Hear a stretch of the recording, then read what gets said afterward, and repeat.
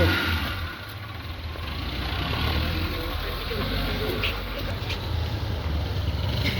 पहले तो सर आप मीडिया वालों का बहुत बहुत शुक्रिया। इससे पहले भी मीडिया वालों में मुझे हो गए 6 साल हो गए इसके ऊपर प्रेस कॉन्फ्रेंस करते।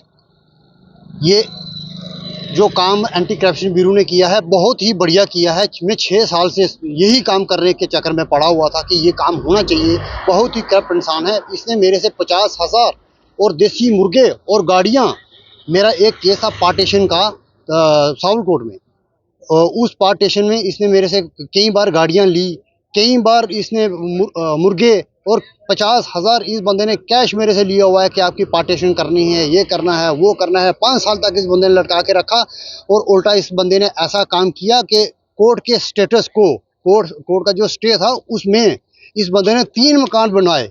और 3 मकान, मैं तो एंटी करप्शन ब्यूरो से ये भी बोलना चाहता हूँ सर कि सर एक बार इनको ये भी पूछ लीजिए कि एक मकान में लेंटर डालने का कितने पैसे लिए आप, ये जरूर इससे पूछिए। और एंटी करप्शन ब्यूरो साहब से मेरी बात हुई। इस गिरदौर का नाम क्या था और कहाँ पोस्टेड था? ये पोस्टेड बेसिकली ये उधमपुर का रहने वाला है। ये पिछले 3-4 साल से ये अरनास में रहता है तहसीलदार साहब के। इसका नाम है सलीम पांडे गिरदौर अरनास। ये हमारे खनीकोट सावलाकोट वहाँ का गिरदौर था। ये बहुत ही करप्ट था।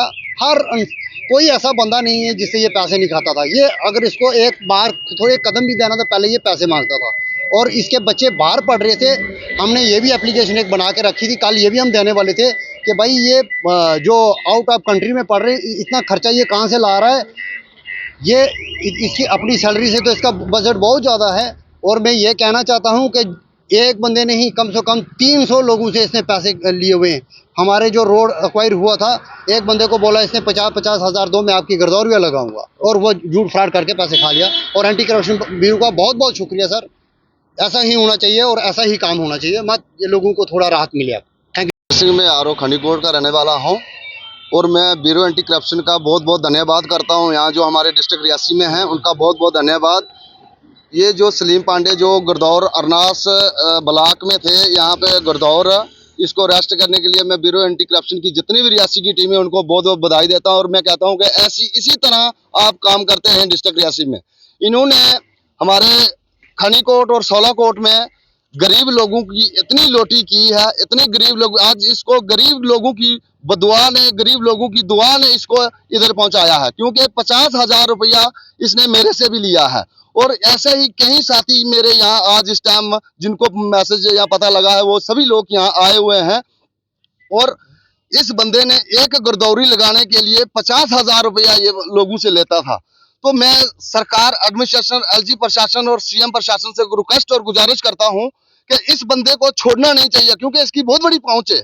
इसके पहले भी इसके ऊपर बहुत बार कंप्लेन है और बहुत बार इसके ऊपर ये FIR वगैरह लगी है, मगर ये छुट जाता है। ये नहीं पता कि इसके ऊपर जो बैठे हैं कौन है इतनी बड़ी ताकत वाला कि इसको अरेस्ट करके भी छोड़ देते हैं। मैं सरकार, एडमिनिस्ट्रेशन आपके माध्यम से ये कहना चाहता हूँ एलजी प्रशासन को कि इसी तरह काम करें और ऐसे इस बंदे को छोड़ना नहीं चाहिए, क्योंकि ये बंदे ने गरीब लोगों का बहुत ही बुरा हाल किया है। मैं कहता हूं कि इस बंदे ने गरीब लोगों का खून खाया हुआ है, तो इसको छोड़ना नहीं चाहिए।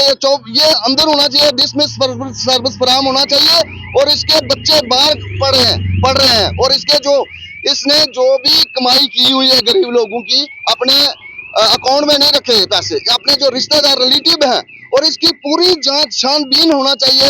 और ये एक गिरदौरी के 50,000 रुपया गरीब लोगों से लेता था और इसने बहुत ही गंद डाला हुआ था। और मैं कहता हूं कि ब्यूरो एंटी करप्शन का धन्यवाद करता हूं। और ऐसे आदमी को इसको छोड़ना नहीं चाहिए, ये आदमी।